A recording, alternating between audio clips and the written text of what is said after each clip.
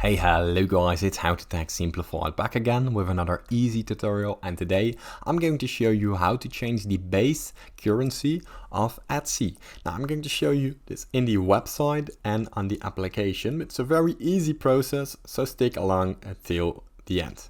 Now the first step that you want to do is open up the preferred browser or your preferred application for Etsy.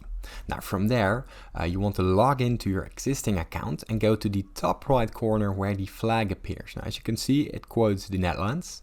Simply press it and here you can update your settings.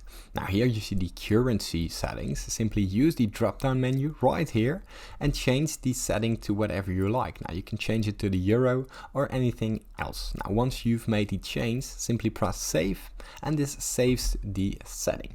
Now if you can't find the setting right here in the top right corner, simply scroll all the way down till you find the bottom left screen where also the same settings appear. You can press it and the same menu will open up. Now if this tutorial was helpful, please consider subscribing to my YouTube channel. This helps me out a lot and thank you for watching.